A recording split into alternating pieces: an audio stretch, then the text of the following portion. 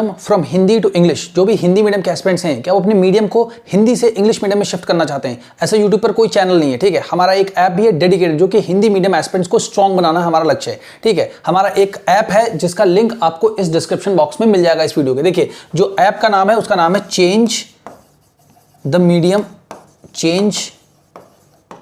Medium in English, ये हमारे app का नाम है, ठीक है।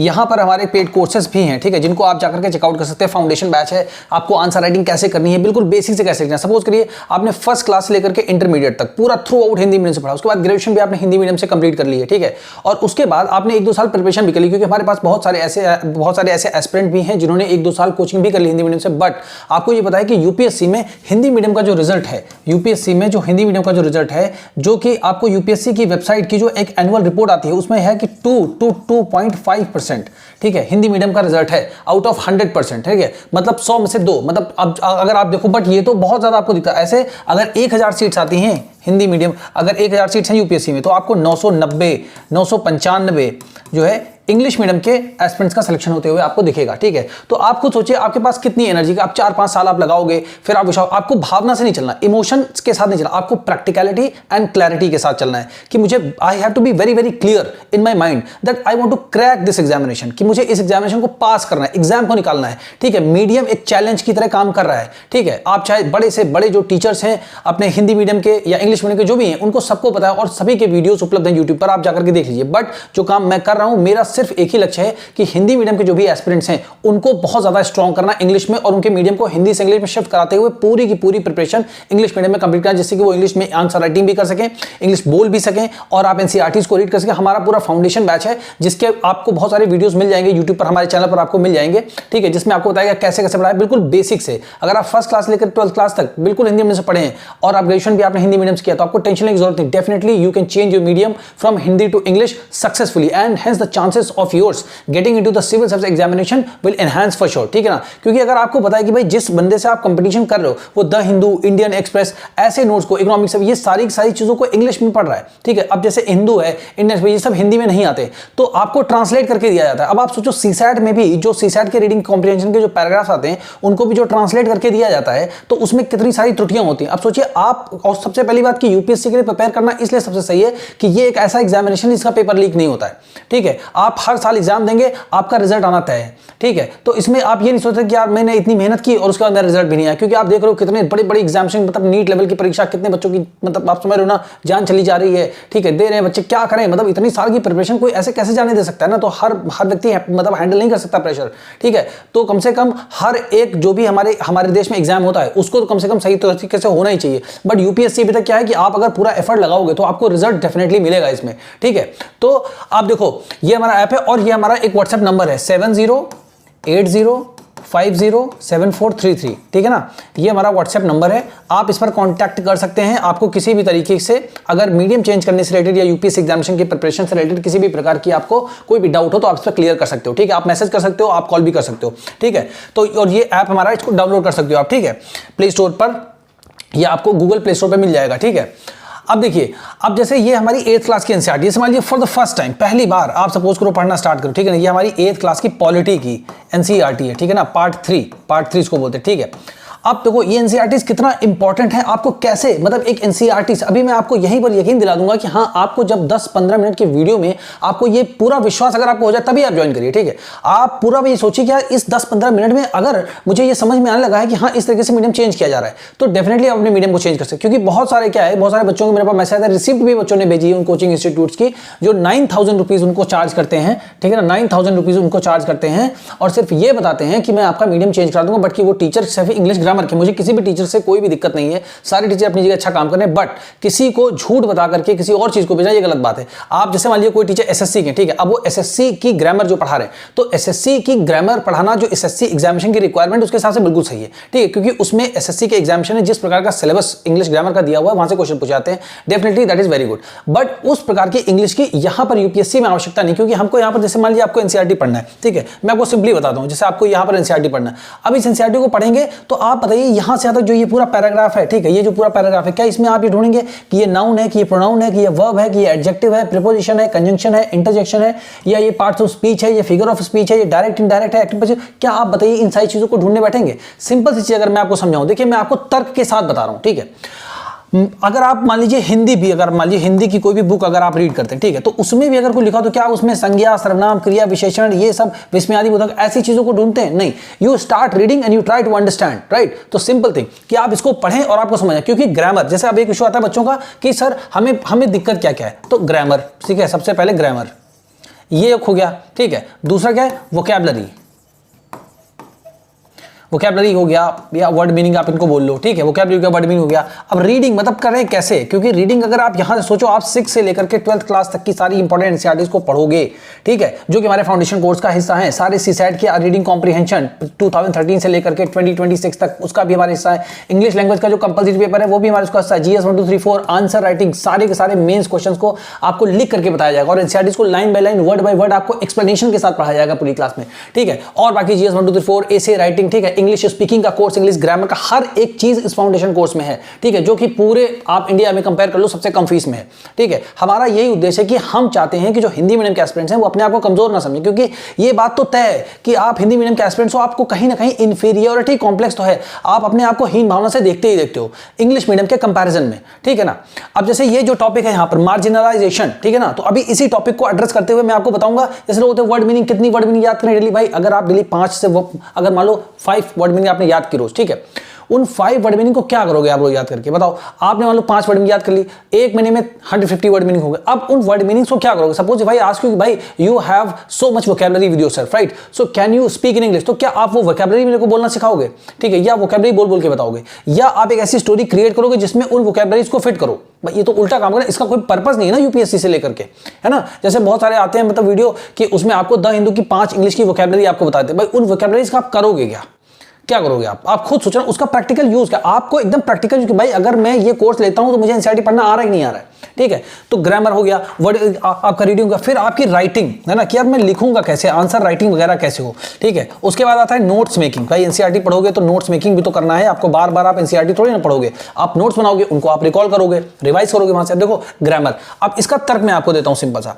अगर इंग्लिश मीडियम का जो स्टूडेंट है, ठीक है, जो इंग्लिश मीडियम का जो एस्पिरेंट है, जो कि फर्स्ट क्लास से लेकर के 12th क्लास तक पूरा उसने इंग्लिश मीडियम में स्टडी किया है, तो उसके भी क्लास में अगर 3rd क्लास से मान लीजिए ग्रामर स्टार्ट हो जाती है, ठीक है, तो उसने भी पूरे 12th क्लास तक एक ही क्लास अटेंड की है, ग्रामर की एक ही क्लास होती थी। और आप हिंदी मीडियम के एस्पिरेंट हो तो आप में भी अगर 3rd क्लास से ग्रामर स्टार्ट हुई है तो आपने भी ग्रामर का एक ही पीरियड अटेंड किया, मतलब 12th क्लास तक ग्रामर आपने भी पढ़ी, 12th क्लास तक ग्रामर इसने भी पढ़ी है। तो अगर ग्रामर इशू होता तो आपको भी इंग्लिश आती होती, आप भी इंग्लिश में लिख सकते, आप भी बोल सकते, आप भी पढ़ सकते, आपको भी कॉन्फिडेंस होता, है ना। तो डिफरेंस कहां पर है? डिफरेंस है सेंस में। सेंस, एक वर्ड है सेंस, लिखता बहुत सिंपल है, और या आप इसको एनवायरमेंट बोल लो, ठीक है, उनका जो माहौल है बेसिकली, कि अब जैसे मान लो कि when an English medium student, okay, goes to school, so what happens that every single thing happens in English. So the teacher who teaches all the students speaks in English, so the student receives all these education in English, so he hears every single thing in English, so he listens to every single thing in English, right? So now he is supposed to write that dictation also on his notebook in English. So you are listening in English, you are writing in English, and whatever the teacher writes on the board, okay, whatever the teacher writes on the board, you have to copy from the board also in English, so you are seeing also English, right? Just focus on very practical thing. This is not a kind of rocket science that you cannot change your medium from Hindi to English. Definitely you can change, right? So you are hearing, that means you are listening to INSEE, right? Second thing is that you are writing also in English. Third thing is that you are seeing English on the digital board or wherever the teacher is writing, and you are just copying it also. So you are writing it also, right? And then when the teacher asks you what the concept that I have just made you understood, okay, just explain that to me. So the teacher asks, okay, you stand up and you explain what I have just taught you, right? So that means you are supposed to speak also. So while you are speaking, your mind, entire activity, you start recalling what I have studied, right? What I have studied, and then your mind starts processing, then you start speaking also in English, right? So this is a part of an ecosystem in English, right? अब आप 5-10 साल आप wait के, भाई 2013 में CSAT आया था, ठीक है, 2013 से this is 2026. Now the percentage of the UPSC Hindi medium aspirants success ratio in the civil service examination is 2%, 2 to 2.5, 2 से 2.5%, ठीक है, 2% आप समझ लो, ठीक है। तो 1000 में से 990-95 लोग इंग्लिश मीडियम के हो रहे हैं। तो भाई अब मतलब हम सिस्टम को तो नहीं चेंज कर सकते, आप कितना भी लड़ लो, या 2-4-5 साल में अगर चेंज होगा तो आप कितना लंबा फेथ रखोगे, कितने ऑप्टिमिस्टिक हो आप अपनी लाइफ को सेंटर, मतलब you put yourself at the centre और सोचो यार कि अल्टीमेटली मेरा सिलेक्शन होना अभी जरूरी, क्योंकि आप अपने देश के बारे में बहुत सोचते हो, बहुत ही नेशनलिस्टिक इंसान हो, बहुत ही नेशनलिस्ट बंदे हो, पर बहुत अच्छी बात है। बट भाई आप अपनी लाइफ को भी तो सिक्योर करोगे ना। आप इस दुनिया में आओ तो यू नीड टू अर्न, आपको कमाना है जिंदा रहने के लिए, राइट। जॉब चाहिए, कहीं कोई भी काम करो आप, ठीक है, जो भी आपकी पसंद हो।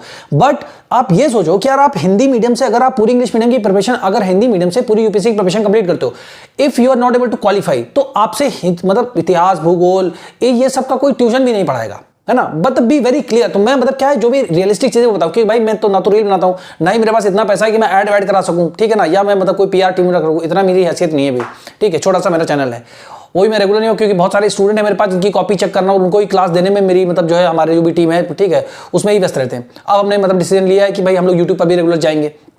तो आप सोचो हिंदी मीडियम से करने के बाद देखो मैप तक सेल करते हैं, ऐसे आज तक और बहुत सारे चैनल्स ने भी कवर किया कि मुखर्जी नगर में लोग मैप तक सेल करते हैं। तो भाई अगर यूपीएससी की प्रिपरेशन करो तो आपको मैप सेल करने के स्तर पर तो नहीं उतरना है, ठीक है। आप अपने बारे में सोचो, बहुत सारे फीस कम है, फीस ज्यादा है, भाई ये सब आपकी पर्सनल कैपेसिटी पे डिपेंड करता है, ठीक है। कोई टीचर है भाई, उनका बहुत बड़ी कोचिंग है तो फीस कम कर सकते हैं, बहुत मतलब किसी की छोटी कोचिंग नहीं कर, ये सब एक अलग मुद्दे, ये सब आपकी लाइफ से अगर आप 2000, 4000, 5000, 10,000 का कोर्स लेते हैं, पूरी लाइफ आपकी बन सकती है, तो वो कोई बहुत बड़ा इन्वेस्टमेंट नहीं है, ठीक है। तो ये सब जो फालतू बातें बहुत सारी चलती रहती है, तो वो सब आप बिल्कुल सोचा ही मत। आप सिर्फ अपने बारे, यू बी वेरी सेल्फिश कि भाई मैं एकदम स्वार्थी इंसान हूं, जब मैं मजबूत हो जाऊंगा, जब मेरे पास जाओगी, तभी तो मैं अपने समाज के लिए, अपने देश के लिए कुछ कंट्रीब्यूट कर पाऊंगा। उससे पहले आप कंट्रीब्यूट करके देख लो। You are dependent on your parents, ठीक है। कितना लंबा 5 साल तक आप पढ़ सकते हो, नहीं पढ़ सकते। 5 साल 7 साल सब लोग के बस की बात नहीं है पढ़ना, ठीक है। जो लोग जैसे सेलेक्ट होते हैं, अब जैसे कोई भी बंदा, आपका कंपटीशन देखो किससे, आपका कंपटीशन है आईआईटी से पढ़े हुए स्टूडेंट से। अब जो आईआईटी से जो बंदा पढ़ा हुआ है, ठीक है, उसने मतलब खाली टाइम तो पास नहीं किया होगा,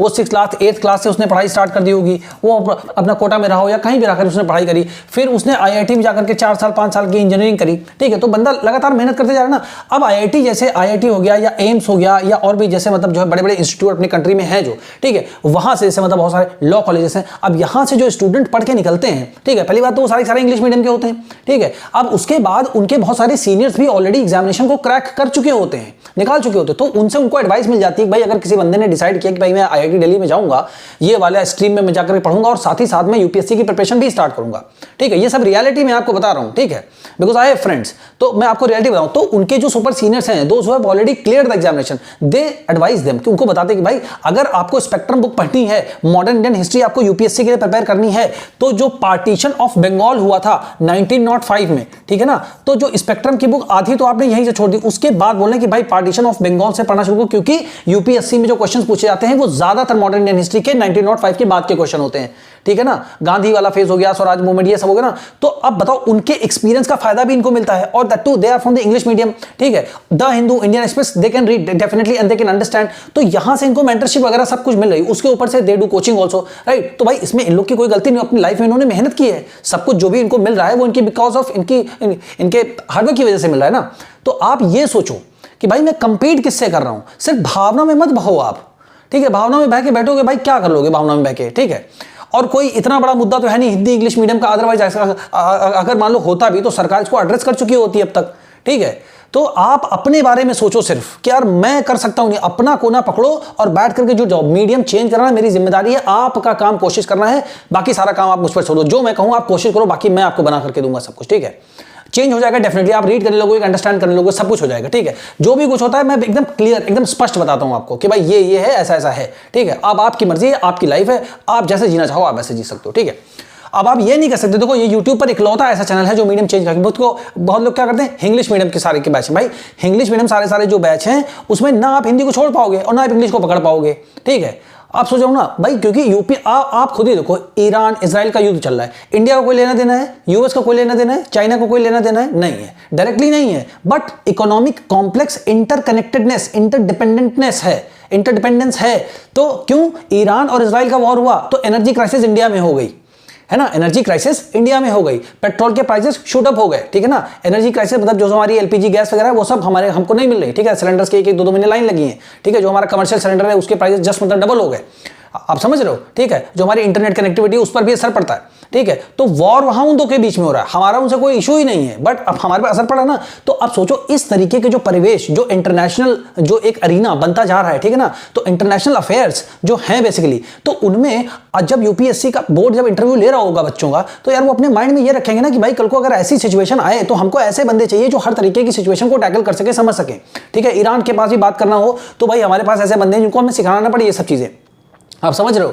तो अगर आप खुद ही सोचो, अपनी ऑर्गेनाइजेशन अगर आप कोई स्टार्ट कर रहे हो तो उस ऑर्गेनाइजेशन में आप ऐसे ही लोगों को तो रखोगे ना कि भाई आगे चल के अगर कोई ऐसी स्थिति आती है तो उससे भी टैकल कर ले, उसको भी हैंडल कर ले, हमको ऐसे बंदे चाहिए, ठीक है। आप खुद अपने बारे में सोच दो कि अगर आप कोई बिजनेस स्टार्ट करो तो आप भी मल्टी टैलेंटेड बंदा ही लोगे ना, समझ रहे हो आप, ठीक है। तो आप हर चीज को प्रैक्टिकली सोचो, पहली बात एकदम प्रैक्टिकल होकर जब आप सोचोगे तो आप सही डिसीजन ले पाओ, और सिर्फ अपने बारे में सोचो आपका फायदा कहां है। 5 लाख रुपए एक साल में खर्च हो, कहीं भी किसी भी कोचिंग में जाओगे 2.5 लाख रुपए फीस है, ठीक है। ऑप्शनल और सीसाइड सब अलग है, टेस्ट सीरीज वगैरह सब अलग है।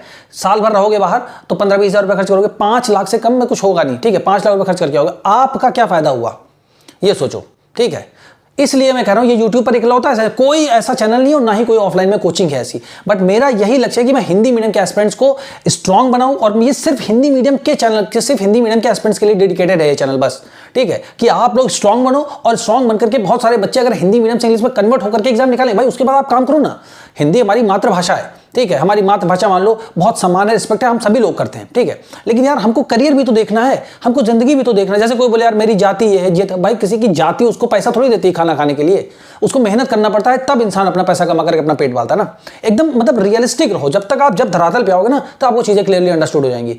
अब देखो ये सारे बच्चों के ये डाउट होते हैं कि ग्रामर, तो ग्रामर वाला इशू तो मैंने आपका सॉल्व कर दिया, ये भी आपको जहां पर इसमें आएगी वहीं पर आपको समझा दिया जाएगा, ठीक है ना, कि कहां पर क्या करना। हम आपको ग्रामर की तरह नहीं पढ़ाएंगे आप नाउन पढ़ो। अगर मैं आपको बता दूं भाई कि आप समझ को सारी ग्रामर पढ़ लो, अब इसमें तो भाई छोटे छोटे सेंटेंसेस होते नहीं है, ठीक है ना। Ram goes to school, he goes to school, she goes to school, they go to school, we go to school, ये सब तो इसमें होता नहीं है। मतलब पूरा पूरा पैराग्राफ लिखा, कोई लाइन हो सकता है 4 पढ़ने की हो, है ना, पूरा 4 लाइन की हो कोई लाइन, कैसे सेंस निकालोगे, है ना। इसलिए जहां पर जो लिखा है उसको एकदम सिंप्लीफाइड वर्जन करके हम अपने तरीके से आपको बताएंगे, तो आपका ग्रामर का इशू सॉल्व हो गया। वर्ड मीनिंग क्या होता है अब ये बताएंगे कि ज्यादातर वर्ड होते क्या है, सिनोनिम्स होते हैं, मतलब समानार्थी होते हैं, उनका सेंस समझना होता है। उसको आपको वर्ड मीनिंग लिख लिख कर खाली याद नहीं करना है, ठीक है। हम आपको सेंस बताएंगे जिससे यहां पर यूज हुए वर्ड को इस कंटेक्स्ट में आप समझ लेंगे। उसको आप चाहे द हिंदू पढ़ें, आप चाहे इंडियन एक्सप्रेस पढ़ें, चाहे एडमिनिस्ट्रेटिव सेकंड रिफॉर्म कमीशन की रिपोर्ट पढ़ें, लॉ कमीशन रिपोर्ट पढ़ें, इकोनॉमिक सर्वे पढ़ें, जो भी चीजें, चाहे मेंस के क्वेश्चन को पढ़ें, एथिक्स की आप जो है केस स्टडीज को पढ़ेंगे, आप जो है सीसाइड के रीडिंग कॉम्प्रिहेंशन पढ़ें, हर जगह पर अगर इस तरह का कोई वर्ड यूज होगा तो फटाफट आप उसका सेंस समझ जाएंगे, तो आपकी स्पीड बढ़ेगी, एक्यूरेसी बढ़ेगी, आप सही आंसर को मार्क कर पाओगे कम टाइम के अंदर, राइट। तो आप एग्जामिनेशन पास कर पाओगे, प्रीलिम्स पास कर पाओगे, वैसे आप मेंस में लिख पाओगे, इंटरव्यू में कॉन्फिडेंटली आप जा पाओगे, बोल पाओगे, है ना, कॉन्फिडेंटली बोल पाओगे।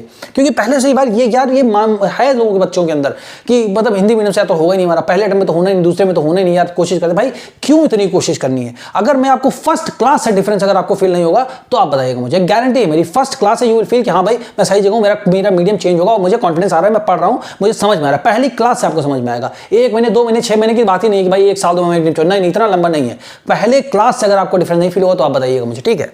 जो मैंने नंबर दिया आप उसे फोन कर सकते हो। वोकैबुलरी भी मैं आपको बता दूंगा कि कैसे करना है, ठीक है। फिर उसके बाद रीडिंग का एक तरीका होता है, जैसे क्या है इन द प्रीवियस चैप्टर, ठीक है। अब ये जो है चैप्टर 6 है, अब इसका नाम क्या है, कन्फ्रंटिंग मार्जिनलाइजेशन। अब इसे कन्फ्रंटिंग लिखा है, ठीक है, कन्फ्रंटिंग। तो अब जैसे एक वर्ड है अंडरस्टैंडिंग, है ना, अंडरस्टैंडिंग। अब अंडरस्टैंडिंग का मतलब होता है समझना। अब अगर ग्रामर आप पढ़ोगे ना तो बताया जाएगा कि भाई अगर किसी भी सेंटेंस के स्टार्टिंग में कोई भी वर्ब है और उसमें आईएनजी लगा है तो उसको हम क्या बोलते हैं, जेरंड बोलते हैं। अब भाई इसका हम क्या करेंगे बताओ, इसका यूपीएससी में कोई काम नहीं है। अगर आपको चीजें समझ तो ग्रामर को पूरी पढ़ने के बाद भी अप्लाई तो यही करोगे ना, तो जो आपको मैं डायरेक्ट बता दे रहा हूं उसको पढ़ो और आप आगे बढ़ो, आपका नोट्स भी बन रहा है, आपको बोलना भी आ रहा है, आपको लिखना भी आ रहा है, समझना भी आ रहा है, कॉन्फिडेंस भी आ रहा है और मीडियम भी चेंज हो रहा है। इससे बेहतर क्या हो सकता है बताओ, ठीक है। तो उसी तरह जैसे लिखा है कन्फ्रंटिंग, जैसे लिखा अंडरस्टैंडिंग मतलब क्या होता है, समझना, ठीक है। अब कन्फ्रंटिंग मतलब क्या होता है, रोकना, किसी चीज का सामना करना, ठीक है, किसी चीज का सामना करना, किसी चीज का विरोध करना। अब देखो कन्फ्रंट करना मतलब किसी चीज का विरोध करना, किसी चीज का सामना करना, किसी चीज को रोकना, ठीक है, किसी चीज को बर्दाश्त करना किसी भी तरीके से, ठीक है, किसी चीज को बस रोकना कि यार ये चीज नहीं होनी चाहिए। तो मार्जिनलाइजेशन, अब मार्जिनलाइजेशन जो वर्ड है, तो मार्जिन, अब जैसे मान लो ये पूरा बोर्ड है, अब ये इसका किनारा है ना, ये बिल्कुल मतलब हाशिए पर है ना एकदम, तो हाशिए पर। अब जैसे ये पूरा मेन बोर्ड है, इसमें सब कुछ लिखा हुआ है, यहाँ पर बाकी सब किनारा का किनारा, तो ऐसे लोग जिनको हाशिए पर डाल दिया जाए, ठीक है, जैसे हमारी माइनॉरिटी कम्युनिटीज हो गई, जैसे आदिवासी हो गए, जैसे एससी एसटी कम्युनिटीज के लोग हैं, मुस्लिम्स हो गए, ठीक है ना, जिनकी पॉपुलेशन कम है comparison to the majority in India, तो ऐसे लोग को क्या बोलेंगे हम, मार्जिनलाइज्ड पीपल बोलेंगे, ठीक है। अब हिंदी जानने की जरूरत ही नहीं है। अब आप समझ गए ना, ठीक है। अभी देखो इससे रिलेटेड मैं आपको कितने वर्ड बताऊंगा, आपको लगेगा अच्छा ये तो मेन काम होता है सेंस का। इंग्लिश मीडियम के बच्चे का सेंस डेवलप होता है, बस उसको कुछ सोचना नहीं होता, कोई भी बुक उठाए उसने पढ़ना स्टार्ट कर दिया, समझ में आता है क्योंकि इतना समय उसने बिताया अच्छे से, ठीक है। ये हो गया। फिर राइटिंग, तो रीडिंग में आपको बताऊंगा कैसे पढ़ना होता है, इसलिए कहा इन द प्रीवियस चैप्टर, तो in the previous we read. अब जैसे रीड है ना तो बहुत सारे बच्चे को रीड पढ़ेंगे, बट हाँ रीड, क्योंकि ये we read about two different, क्योंकि प्रीवियस चैप्टर पिछले चैप्टर की बात हो रही ना, तो वी रेड, तो पास्ट में ज्यादातर चीजें लिखी होती हैं। So we read about the two different groups, दो अलग अलग जो है दो अलग अलग ग्रुप्स के बारे में, अबाउट मींस बारे में, वी रेड मतलब पढ़ा, हमने पढ़ा। तो इसमें कौन सा ग्रामर जो आपको समझ में नहीं आ रहा है, अननेसेसरी का डर पाल के बैठे हो आप, ठीक है।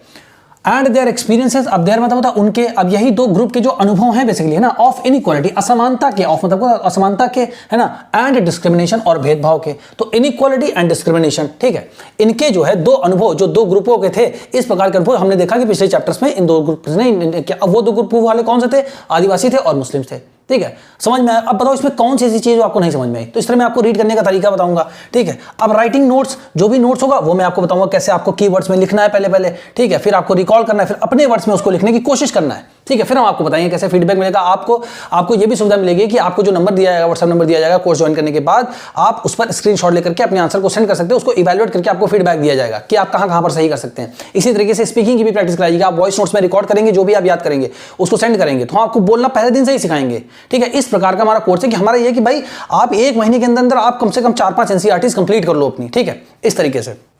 अब उसके बाद क्या नोट्स मेकिंग वगैरह सब आपको बताया जाएगा। तो इतनी चीजें हैं। अब देखो कोई बच्चा फर्स्ट टाइम रीड कर रहा है तो कैसे पढ़ेगा, तो जैसे मैंने कन्फ्रंटिंग मार्जिनलाइजेशन आपको बता दिया, इसमें कहीं हिंदी लिखी मैंने नहीं, भाई समझ में आएगा, ऐसा थोड़ी ना कि कोई बहुत बड़ी बात है। अगर मैं अभी जैसे मैंने वीडियो में आपसे इंग्लिश में बात की थोड़ी देर, ठीक है, तो क्या आप भी कहोगे सर नहीं आप हिस्पैनिक या फ्रेंच या जर्मन लैंग्वेज बोल रहे थे, नहीं भाई आपको पता है, बस क्या कॉन्फिडेंस की कमी है, आप डरते हो अंदर से कि अरे पूछ लिया कहीं पलट के तो मैं बोल नहीं पाऊंगा, कहीं मालूम तो है मुझे, बट अगर सर ने पूछ लिया वापस कि भाई अभी मैंने क्या बोला तुम समझे, तो डर के मारे नहीं बता पाओगे। ये बस इसी डर को तो निकालना है, ठीक है।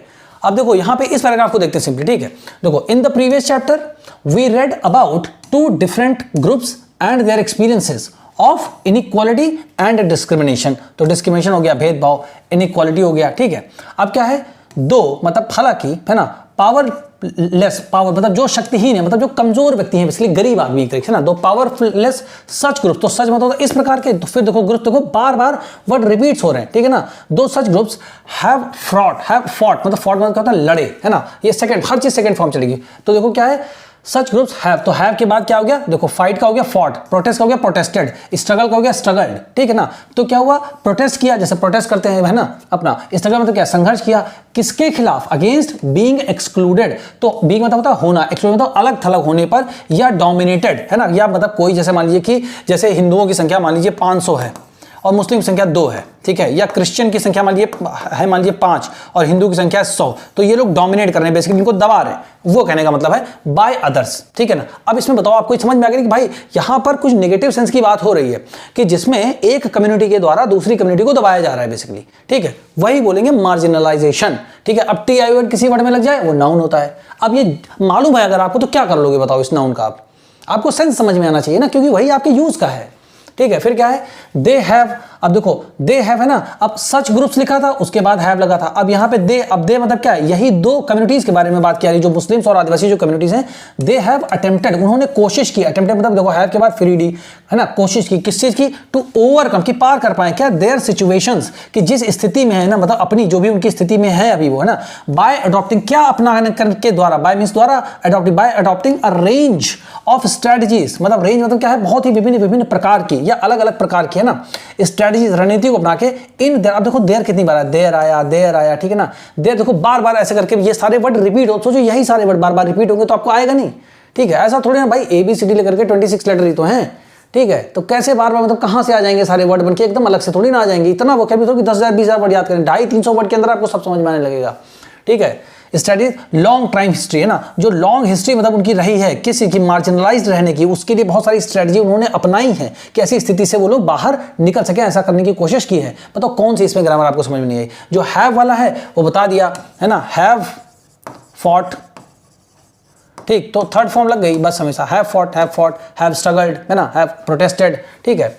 इस तरीके से आपको बिल्कुल समझना। अब बताओ पूरा आप पढ़ोगे, अब जैसे हैव मान लो बताया, अब वो जो मान लो आई हैव डन, है ना। तो ये सब्जेक्ट हो गया, ये आपकी वर्ब हो गई, फिर ये हो गया आपका ये मेन वर्ब हो गई। अब इसमें आपने वर्ब की थर्ड फॉर्म लगा दी, तो ऐसे पढ़ोगे तो भाई समझ में नहीं आएगा आपकी, अगर आना होता तो आ नहीं जाता अब तक, ठीक है। फिर क्या है, रिलीजियस सोलेस, तो मतलब रिलीजियस मतलब सोलेस क्या मतलब सुकून, कि भाई धार्मिक रूप से सुकून मिले आराम से, ठीक है, वैसा कोई काम करें, ठीक है। आर्म्ड स्ट्रगल, मतलब जो है बंदूक लेकर के भी इन लोगों ने युद्ध करा कि भाई हमको जो है मार्जिनलाइज होने से बच जाए लोग। सेल्फ इंप्रूवमेंट, खुद में इन्होंने इंप्रूव किया, तो सेल्फ मतलब क्या, स्वयं में इंप्रूवमेंट किया, है ना।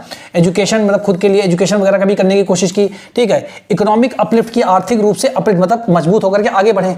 तो क्या है, there appears to be no one way of doing things. तो मतलब अब यहां पे देखो इतने सारे तरीके अपनाए कि रिलीजियस सोलेस हो गया, आर्म्ड स्ट्रगल हो गया, सेल्फ इंप्रूवमेंट हो गया, एंड एजुकेशन हो गया, इकोनॉमिक अपलिफ्ट हो गया। तो क्या है, देयर अपीयर्स टू बी, तो ऐसा प्रतीत मतलब यहां पर ऐसा प्रतीत होता है ना। There appears to be no one way, कि कोई एक तरीका नहीं, खाली एजुकेशनली अगर आप अपलिफ्ट हो गए, ठीक है, तो आप मजबूत हो जाएंगे, आप मार्जिनलाइजेशन से बच जाएंगे, या आप रिलीजियस मतलब सोलेस ले लेंगे तो बच जाएंगे, आर्म्ड स्ट्रगल करेंगे तो बच जाएंगे, सब मतलब इकोनॉमिक अपलिफ्ट करेंगे, ऐसा नहीं। तो मतलब देयर अपीयर्स मतलब प्रतीत होना, टू बी होना, है ना। तो ऐसा प्रतीत होना कि भाई कोई एक तरीका नहीं है ऑफ डूइंग, क्या करने का, चीजों को करने का एक तरीका कोई नहीं है। बताओ इसमें कौन सी चीज आपको समझ में नहीं आई, ठीक है। फिर क्या, इन ऑल केसेस, मतलब मार्जिनाइजेशन के जितने भी केसेस उससे संबंधित ना, द चॉइसेस ऑफ स्ट्रगल, है ना, जो मतलब चॉइस है स्ट्रगल की कि भाई किस प्रकार का संघर्ष हम मतलब करेंगे, हैज डिपेंडेड, है ना, वो निर्भर रही किसके ऊपर, ऑन दी सर्कमस्टेंसेस, मतलब सर्कमस्टेंस क्या होता है, परिस्थितियां, ठीक है ना, परिस्थितियां। That the marginalised find themselves इन, कि जो मार्जिनलाइज्ड मतलब जो लोग हैं वो अपने आप को पाते हैं, फाइंड मतलब क्या होता है, पाते हैं, पता लगाते हैं ना, तो देमसेल्व्स मतलब स्वयं को, अपने आप को ऐसी स्थितियों में पाते हैं। अब बताओ इसमें कौन सी ऐसी चीज है जो वर्ड मीनिंग थी। तो अब देखो आपको मैं वर्ड मीनिंग बताता हूं, क्या तरीका देखो वर्ड मीनिंग का। जैसे यहां पे लिखा है वर्ड मार्जिनलाइजेशन, ठीक है।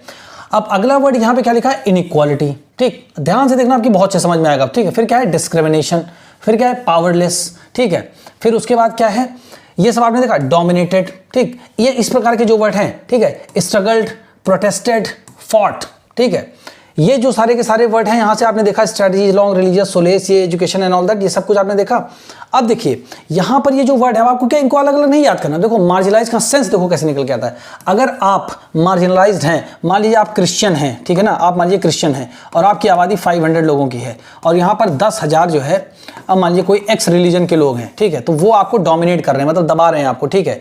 तो आपको जब दबाया तो क्या हो रहा है, बेसिकली मार्जिनेशन मतलब क्या, इनइक्वालिटी नहीं हुआ, असमानता नहीं होगा, इसका मतलब आपको दबाया जा रहा है, मतलब आपके साथ असमानता का व्यवहार किया जा रहा है, नहीं किया जा रहा है। अगेन आया ना, तो नेगेटिव सेंस आया, बट क्या है, असमानता का व्यवहार किया, दैट मींस मार्जिनलाइज किया गया, आपको नहीं किया गया, ठीक है। समझ में आ रहा है आपको वर्ड, ठीक है। फिर क्या, पावरलेस। अब अगर आपको दबाया जाएगा तो दैट मींस आप शक्तिहीन हैं, आप कमजोर हैं, तभी तो आपको दबाया जा रहा है, आ रहा है समझ में, योग पावरलेस। फिर क्या, डिस्क्रिमिनेशन, मतलब ये 10,000 लोग हैं, आपको दबाया, इसका मतलब क्या, भेदभाव हो रहा है कि नहीं हो रहा है आपके साथ, हो रहा है ना आपके साथ बहुत। अब इसके लिए आप क्या करोगे, लड़ाई झगड़ा करोगे भाई, युद्ध करोगे, प्रोटेस्ट करोगे, धरना प्रदर्शन करोगे, स्ट्रगल करोगे, संघर्ष करोगे, ठीक है ना। डोमिनेट मतलब यही लोग आपको डोमिनेट कर रहे हैं, ठीक है ना। तो अब देखो ये सारे के सारे वर्ड एक दूसरे से कनेक्टेड, आपको इनका सेंस समझ में आया कि नहीं समझ में आया, ठीक है। तो इस प्रकार से आपको चीजों को समझना है। अब बताओ इतना आप वीडियो देखना, अगर इसको देख करके आपको समझ में आएगा तो आपको, आप ये मान सकते हो कि डेफिनेटली आपका मीडियम हिंदी से इंग्लिश में शिफ्ट हो जाएगा। तो अगर आप हिंदी मीडियम के एस्पिरेंट्स हो तो this is your moral responsibility कि भाई इस वीडियो को आप शेयर करो हिंदी मीडियम एस्पिरेंट्स के बीच में, जो कि ज्यादा से ज्यादा जो लोगों को जरूरत है। बहुत से ऐसे बच्चे हैं जहां तक अभी हम लोग नहीं पहुंच पाए क्योंकि हम लोग रेगुलर नहीं है यूट्यूब पर, ठीक है। 100 डेज हमारे हो जाते हैं तभी हम यूट्यूब पर वीडियो नहीं डाल पाते क्योंकि हमको सोच समझ के डालना होता है, ठीक है। तो आप उनके बीच में शेयर भी करो जिससे कि जो बहुत सारे बच्चे हैं, बहुत सारे बच्चों की हेल्प हो सकती है, ठीक है ना। आप में से ही बहुत सारे बच्चे जब निकलेंगे हिंदी मीडियम से इंग्लिश मीडियम में शिफ्ट होकर के, जब सेलेक्ट होंगे तो सोचिए कितने लोगों को होप मिलेगी जिंदगी में, ठीक है, कि जिससे आप अपने मीडियम को सिर्फ बदल करके अपने